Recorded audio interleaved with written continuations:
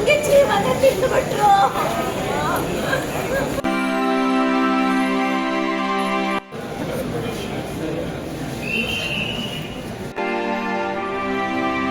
ಅದರಲ್ಲಿ ಏನು ಚುನಾವಣಾ ಆಯೋಗ ಹೇಳಿದೆ ಅದರಂತೆ ನಾವು ಕೆಲಸ ಮಾಡ್ತೀವಿ ಹೊರತು ಯಾರೋ DC ಹೇಳಿದ್ರು ಇನ್ಯಾರೋ ಹೇಳಿದ್ರು ಮತ್ತೊಬ್ರು ಅವ್ರೇನೋ ಹೊಸ ಕ್ರಮನ ತಂದ್ರು ಅಂತ ಅದರಂತೆ ಮಾಡಲ್ಲ. ಪ್ರೋಗ್ರೆಸ್ ಬೇಕು, ನಿಮಗೆ ರ್ಯಾಂಕಿಂಗ್ ಬೇಕು, ನನ್ನ ಮಗಳು ಅಂತ ತಿಳ್ಕೊಳ್ಳಿ.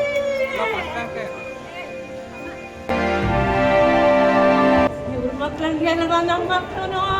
ದೇವರೇ ಭಗವಂತ, ನಮ್ಮ ಮನೆಗೆ ಹೆಂಗಪ್ಪ ಹೋಗೋದು, ನಮ್ಮ ಮನೆಗೆ ಹೆಂಗ್ ಹೋಗೋದು?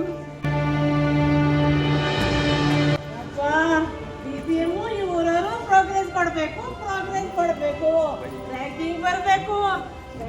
ಮತ್ತೆ ರ್ಯಾಂಕಿಂಗ್ ನನ್ನ ಮಗಳು ತಂದು ಕೊಡ್ತದ. ಒತ್ತಡದ ಪರಿಸ್ಥಿತಿಯಲ್ಲಿ ಹೋಗಬೇಕಾದಂಥ ಸಂದರ್ಭದಲ್ಲಿ ಈ ಥರ ಆಗಿದೆ.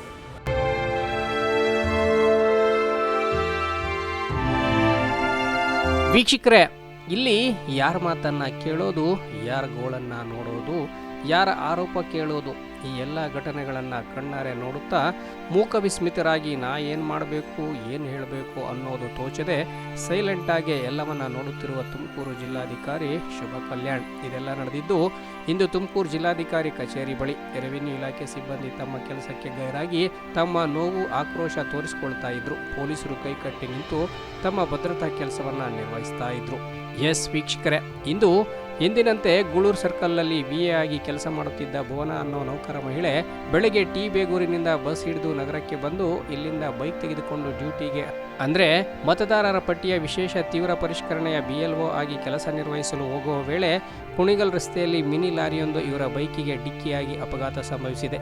ಅಪಘಾತದಲ್ಲಿ ಭುವನ ಕೈಗೆ ತೀವ್ರತರವಾಗಿ ಪೆಟ್ಟು ಬಿದ್ದು ಅಪ್ಪಚ್ಚಿಯಾಗಿದೆ. ಜೊತೆಗೆ ಹೆಡ್ ಇಂಜುರಿ ಕೂಡ ಆಗಿದ್ದು ಜೀವನ್ಮರಣದ ನಡುವೆ ಆಸ್ಪತ್ರೆಯಲ್ಲಿ ಚಿಕಿತ್ಸೆ ಪಡಿತಾ ಇದ್ದಾರೆ. ಘಟನೆ ತಿಳಿದ ಬಳಿಕ ಸಹೋದ್ಯೋಗಿ ಮಿತ್ರರು ಧಾವಿಸಿ ಸ್ಥಳಕ್ಕೆ ಬಂದು ಜಿಲ್ಲಾಧಿಕಾರಿ ನಡೆಯ ವಿರುದ್ಧ ತಮ್ಮ ಆಕ್ರೋಶ ಹೊರಹಾಕಿದ್ದಾರೆ. ಇನ್ನು ಆಕೆಯ ತಾಯಿ, ಸಹೋದರಿ ಎಲ್ಲರೂ ಸೇರಿ DC ನಡೆಗೆ ಇಡಿಶಾಪ ಹಾಕಿದ್ದಾರೆ. ಇದು DCM ಕ್ಷೇತ್ರ, ಪ್ರೋಗ್ರೆಸ್ ಬೇಕು, ರ್ಯಾಂಕಿಂಗ್ ಬೇಕು, ರೇಟಿಂಗ್ ಬೇಕು ಅಂತ ತನ್ನ ಕೈಗಳಿಗಿನ ಸಿಬ್ಬಂದಿ ತಲೆ ಮೇಲೆ ಕೂತು ತೀವ್ರ ಒತ್ತಡದಲ್ಲಿ ಕೆಲಸ ಮಾಡಿಸಿರೋದೇ ಈ ಅಪಘಾತಕ್ಕೆ ಕಾರಣ ಎಂದು ಬೊಬ್ಬೆ ಇಡುತ್ತಾ ಆರೋಪ ಮಾಡಿದ್ದಾರೆ. ನಿಮಗೆ ಪ್ರೋಗ್ರೆಸ್ ಬೇಕು, ನಿಮಗೆ ರ್ಯಾಂಕಿಂಗ್ ಬೇಕು, ನನ್ನ ಮಗಳು ಅಂತ ತಿಳ್ಕೊಳ್ಳಿ.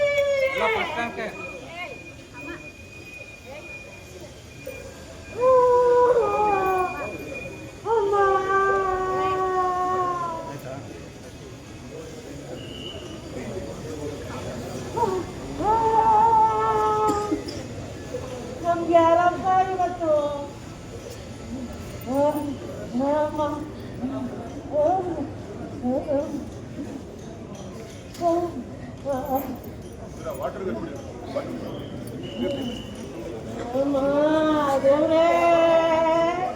ನಮ್ಗೆ ಯಾಕೆ ಬೇಕಾಗಿತ್ತಪ್ಪ, ನಮ್ಗೆ ಬೇಕಾಗಿತ್ತು ದೇವ್ರೇ. ಅಪ್ಪ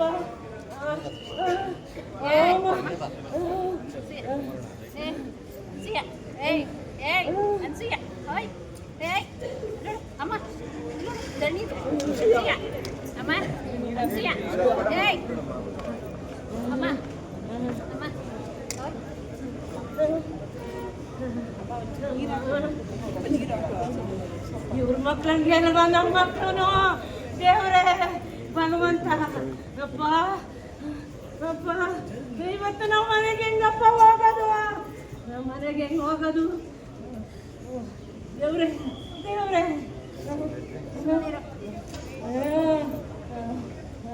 ನನ್ನ ಮಗಳು ತಂದು ಕೊಡ್ತಾರ. ಅಮ್ಮ ಏನಕ್ಕೆ ಬೇಕಾಗಿತ್ತಪ್ಪ ನಮಗೆ ಕೆಲಸ?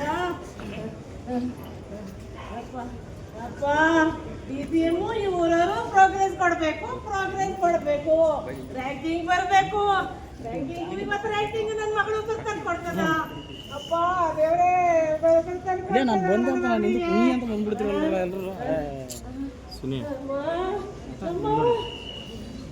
ತಾಯಿದು ಈ ಸಂಕಟವಾದರೆ ಸಹೋದರಿ ಏನಂದ್ರು ಅದನ್ನು ಕೇಳಿಸ್ಕೊಳ್ಳಿ.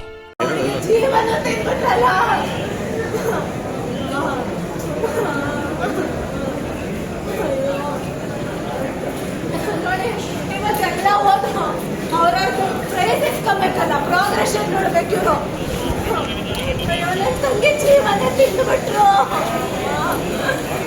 ಇದಾದ ಬಳಿಕ ಅವರ ಸಹೋದ್ಯೋಗಿಗಳು ಅವ್ರ ಮೇಲಿರುವ ಒತ್ತಡ ಎಂತಹದ್ದು ಅನ್ನೋದನ್ನು ವಿವರಿಸಿದ್ದಾರೆ. ಅದನ್ನು ಒಮ್ಮೆ ನೋಡಿ. 7 ಗಂಟೆಗೆ ನಮ್ಮ ಗ್ರಾಮ ಆಡಳಿತಾಧಿಕಾರಿ ಫೀಲ್ಡ್ ಹೋಗಬೇಕಾದ ಸಂದರ್ಭದಲ್ಲಿ ರಸ್ತೆ ಅಪಘಾತ ಆಗಿದೆ. ರಸ್ತೆ ಅಪಘಾತ ಆಗಿ ಇವತ್ತು ಅವರು ಹೆಸರಲ್ಲಿ ಸೀರಿಯಸ್ ಇರೋದು. ನಾನು ಎಲ್ರಿಗೂ ಫೋನ್ ಮಾಡಿ ವಿಚಾರ ತಿಳಿಸಿ ಇದು ತೀರಾ ಒತ್ತಡದ ಪರಿಸ್ಥಿತಿಯಲ್ಲಿ ಹೋಗಬೇಕಾದಂಥ ಸಂದರ್ಭದಲ್ಲಿ ಈ ಥರ ಆಗಿದೆ.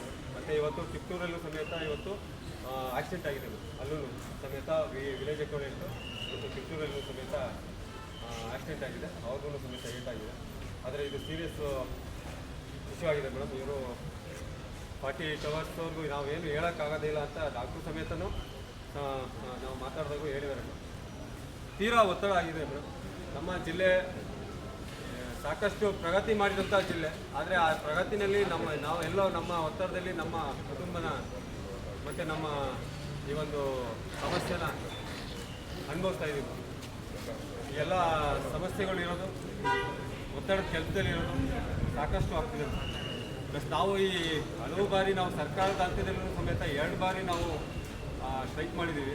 ಸ್ಟ್ರೈಕ್ ಮಾಡಿದರೂ ಸಮೇತ ನಮಗೆ ಆದಂತಹ ಒಂದು ಜಾಬ್ ಚಾರ್ಟು ಕೊಟ್ಟಿಲ್ಲ ಮೇಡಮ್. ಸರ್ಕಾರ ಜಾಬ್ ಚಾರ್ಟು ಕೊಟ್ಟಿಲ್ಲ. ನಾವು ಯಾವ ಕೆಲಸ ಮಾಡಬೇಕು ಅಂತಲೂ ಯಾರು ಯಾವ ಕೆಲಸ ಹೇಳ್ತಾರೋ ಆ ಕೆಲಸ ನಾವು ಮಾಡ್ತಾ ಇರಬೇಕು. ಪಾವತಿ ಮಾಡಿ ಅನ್ನೋದು ಮಾಡಿ. ಮುಂದೆ ಏನು ಮಾಡ್ತೀರಾ? ನೆಕ್ಸ್ಟ್ ಏನು ಮಾಡ್ತೀರಾ ಮೇಡಮ್? ನೆಕ್ಸ್ಟ್ ಏನು ಮಾಡ್ತೀರಾ? ನಾವು ನಮ್ಮ ಸಂಘದಿಂದ ತೀರ್ಮಾನ ಮಾಡ್ತಾ ಇದ್ದೀವಿ ಸರ್. ಎಲ್ಲರೂ ಚರ್ಚೆ ಮಾಡ್ತೀವಿ. ಏನು ಕೇಳಬೇಕು ಏನು ಕೇಳಬಾರ್ದು ಅಂತ ಸಂಘದಿಂದ ತೀರ್ಮಾನ ಮಾಡಿ ನಾವು ಒಮ್ಮತದಿಂದ ಕೇಳ್ತೀವಿ. ನೀವು ಅಲ್ಲೇ ಬಂದು ಈ ಪ್ರಶ್ನೆನ ಕೇಳ್ಬೋದು. SIR 29ರಿಂದ ಸ್ಟಾರ್ಟ್ ಆಗಿದೆ ಸರ್. ಈ ತಿಂಗಳು ಅದನ್ನ ನಾವು ಇದು ಚುನಾವಣಾ ಕೆಲಸ ಸರ್. ಚುನಾವಣಾ ಕೆಲಸನ ಯಾರೂ ನಿಲ್ಸಕ್ಕಾಗಲ್ಲ. ಅದರಲ್ಲಿ ಏನು ಚುನಾವಣಾ ಆಯೋಗ ಹೇಳಿದೆ ಅದರಂತೆ ನಾವು ಕೆಲಸ ಮಾಡ್ತೀವಿ ಹೊರತು ಯಾರೋ DC ಹೇಳಿದ್ರು ಇನ್ಯಾರೋ ಹೇಳಿದ್ರು ಮತ್ತೊಬ್ಬರು ಅವ್ರೇನೋ ಹೊಸ ಕ್ರಮನ ತಂದ್ರು ಅಂತ ಅದರಂತೆ ಮಾಡಲ್ಲ. ಚುನಾವಣಾ ಆಯೋಗ ಏನು ಹೇಳಿದೆಯೋ ಅದರಂತೆ ನಾವು ಮಾಡ್ತೀವಿ. ಹೊಸ ಕ್ರಮ ಅಂದ್ರೆ BLO ಡಿಜಿಟಲೈಸೇಷನ್ ನೀವೇ ಮಾಡಿ ಅನ್ನೋ ತರ ಹೇಳ್ತಾ ಇದ್ದಾರೆ ಸರ್. ರಾಜೇಶ್ವರಿ ಗ್ರಾಮಾಡಳಿತಾಧಿಕಾರಿ. ಇವರೆಲ್ಲ ಹೀಗೆ ಗುರುತರ ಆರೋಪ ಮಾಡ್ತಾ ಇದ್ರೆ DC ತಣ್ಣಗೆ ಇದಕ್ಕೆಲ್ಲ ಉತ್ತರಿಸಿದ್ದಾರೆ. ಅವ್ರೇನು ಹೇಳ್ತಾರೆ ಕೇಳಿಸ್ಕೊಳ್ಳಿ. ಬೆಳಿಗ್ಗೆ ಸುಮಾರು ಒಂದು 8ರಿಂದ 8:15 ಒಳಗಡೆ ನಮ್ಮ ತುಮಕೂರು ಜಿಲ್ಲೆಯ ಗೂಳೂರು ಸರ್ಕಲ್ VAO ಆದ ಭುವನ ಅವರು ಆಕ್ಸಿಡೆಂಟ್ ಆಗಿದೆ. ಕುಣಿಗಲ್ ರೋಡ್ ಪೋದಾರ್ ಸ್ಕೂಲ್ ಆದಮೇಲೆ ಒಂದು ಮಿನಿ ಲಾರಿ ಥರ ಬಂದು ಡೈರೆಕ್ಟಾಗಿ ಹೆಡ್ ಆನ್ ಬಂದು ಸ್ಟ್ರೈಕ್ ಆಗಿ ಅಲ್ಲಿನೇ ಸೀರಿಯಸ್ ಇಂಜುರೀಸ್ ಆಕ್ಸಿಡೆಂಟ್ ಆಗಿದೆ. ಭುವನ 2016 ಇಂದ ರೆವೆನ್ಯೂ ಡಿಪಾರ್ಟ್ಮೆಂಟಲ್ಲಿ ಕೆಲಸ ಮಾಡ್ತಿದ್ದಾರೆ ಮತ್ತು ಇವತ್ತು ಅವರು BLO ಸೂಪರ್ವೈಸರ್ ಆಗಿ SIR ಆ್ಯಕ್ಟಿವಿಟೀಸ್ಗೆ ಹೋಗುವಾಗ ಈ ಒಂದು ಘಟನೆ ಆಗಿದೆ. ಇದು ನಮ್ಮ ವೈಯಕ್ತಿಕವಾಗಿ ಮತ್ತು ಎಲ್ಲರೂ ಕೂಡ ತುಂಬ ನೋವು ತಂದಿದೆ. ಬೆಳಿಗ್ಗೆ ಅವರು ಬೇಗೂರ್ ಅವ್ರ ಮನೆಯಿಂದ ಬಸ್ಸಲ್ಲಿ ಬಂದು ಮತ್ತು ಇಲ್ಲಿ ಬಸ್ ಸ್ಟ್ಯಾಂಡಿಂದ ಅವರು 2 ವೀಲರ್ ತಗೊಂಡು ಅವರು ಪೋಲಿಂಗ್ ಸ್ಟೇಷನ್ಗೆ ಅವರು ಹೋಗಿದ್ದಾರೆ. ಇದು ಸರ್ಕಾರ ಗಮನಕ್ಕೆ ತಂದಿದ್ದೀವಿ, CO ಆಫೀಸ್ಗೆ ತಂದಿದ್ದೀವಿ ಮತ್ತು VAO ಈಗ ಡಾಕ್ಟರ್ಸ್ ಅಟೆಂಡ್ ಮಾಡ್ತಿದ್ದಾರೆ. ನ್ಯೂರೋ ಸರ್ಜನ್ ಅವರು ಮತ್ತು ಸಿದ್ಧಗಂಗಾ ಹಾಸ್ಪಿಟ್ಲಲ್ಲಿ specialist best of the doctors attend ಮಾಡ್ತಿದ್ದಾರೆ. ಸೊ ನಾವು ಎಲ್ಲ ಪ್ರೇ ಮಾಡ್ತಾ ಇದ್ದೀವಿ ಅವರು ಸ್ವಲ್ಪ ಸರಿಯಾಗಿ ಹುಷಾರಾಗಿ ಬರಬೇಕು ಅಂತ ನಾವು ಪ್ರೇ ಮಾಡ್ತಾಯಿದ್ದೀವಿ. ಇಲ್ಲ, ನಾನು ಮಾತಾಡ್ತೀನಿ ಈಗ ಆ್ಯಸ್ ಅ ಗೌರ್ಮೆಂಟ್ ಸರ್ವೆಂಟ್. ನಾವು ಕೂಡ 24/7 ಕೆಲಸ ಮಾಡ್ತೀವಿ ಮತ್ತು ಸುಮಾರು ಕಡೆ ಓಡಾಡ್ತೀವಿ, ಬೆಳಿಗ್ಗೆ ನೈಟು ಎಲ್ಲ ಕಡೆ. ಬಟ್ ಆಕ್ಸಿಡೆಂಟ್ ಅನ್ನೋದು it is not in our hands. That is the only thing that I want to say right now. Because family ಅವರಿಗೆ ತುಂಬ ನೋವಿರುತ್ತೆ. ಈಗ ನಾವು ಅವರು ಪೊಸಿಷನಲ್ಲಿ ಇದ್ದು ಯೋಚನೆ ಮಾಡಿದರೆ ಖಂಡಿತ ನೋವು ಇದ್ದೇ ಇರುತ್ತೆ. ಬಟ್ ಆಕ್ಸಿಡೆಂಟ್ ನಾವು ಏನು ಮಾಡೋಕ್ಕಾಗುತ್ತೆ. ಕೇಳಿದ್ರಲ್ಲ ಮೇಡಮ್ ಹೇಳೋ ಮಾತು. ಗೌರ್ನಮೆಂಟ್ ಸರ್ವಿಸ್ ಮಾಡೋರು ನಾವೆಲ್ಲ ಓಡಾಡ್ತೇವೆ, ಅಪಘಾತ ಅನ್ನೋದು ನಮ್ಮ ಕೈಲಿರೋಲ್ಲ, ಹುಟ್ಟು ಸಾವು ನಮ್ಮ ಕೈಲಿಲ್ಲ, ನಾವು ಒತ್ತಡ ಹಾಕಿ ಕೆಲಸ ಮಾಡಿಸಲ್ಲ ಅಂತ ಸಲೀಸಾಗಿ ಹೇಳಿ ಕೈ ತೊಳೆದುಕೊಂಡಿದ್ದಾರೆ. ಹೌದು, ನೀವು ಹೇಳೋದೇನೋ ನಿಜ ಮೇಡಮ್, ನಿಮಗೂ ಅವ್ರಿಗೂ ಒಂದೇನಾ? ನಿಮಗೆ ಕಾರು, ಡ್ರೈವರು, ಗನ್ಮ್ಯಾನು, ಫೋಟೋಗ್ರಾಫರು, ಕೈ ತುಂಬ ಸಂಬಳ, ಮನೆಯಲ್ಲಿ ಕಾಲಿಗೊಬ್ಬ ಕೈಗೊಬ್ಬ ಅಂತ ಇರ್ತಾರೆ. ಇವರಿಗೆ ಆ ಎಲ್ಲ ಸೌಲಭ್ಯಗಳಿರಲ್ಲ. ಇಂಥವ್ರ ಜೀವದ ಬಗ್ಗೆ ನಿಮಗೂ ಸ್ವಲ್ಪ ಗಮನ ಇರಬೇಕಾಗತ್ತೆ. ಒಳ್ಳೆ ಕೆಲಸಗಳು ಆಗಬೇಕು ನಿಜ. ಆ ನೆಪದಲ್ಲಿ ಸಿಬ್ಬಂದಿಗಳ ವೈಯಕ್ತಿಕ ಜೀವನ, ಕುಟುಂಬ, ತಂದೆ ತಾಯಿ ಎಲ್ಲರೂ ಮುಖ್ಯ ಅಲ್ವಾ? ಇವತ್ತಿನ ದಿನಮಾನಗಳಲ್ಲಿ ಸರ್ಕಾರಿ ಕೆಲಸ ನಿರ್ವಹಿಸೋದು ಬಹಳ ದುಸ್ತರದ ಕೆಲಸವಾಗ್ತಾ ಇದೆ. ನೌಕರಿಯನ್ನ ನೆಮ್ಮದಿಯಾಗಿ ನಿರ್ವಹಿಸುವಂಥ ವಾತಾವರಣವೇ ಇಲ್ಲದಂತಾಗಿದ್ದು, ಎಲ್ಲದಕ್ಕೂ ಸಿದ್ಧ ಅನ್ನುವ ಮನಸ್ಥಿತಿ ಇರೋರು ಮಾತ್ರ ಸರ್ಕಾರಿ ಸೇವೆಗೆ ಸೇರಬೇಕಷ್ಟೇ.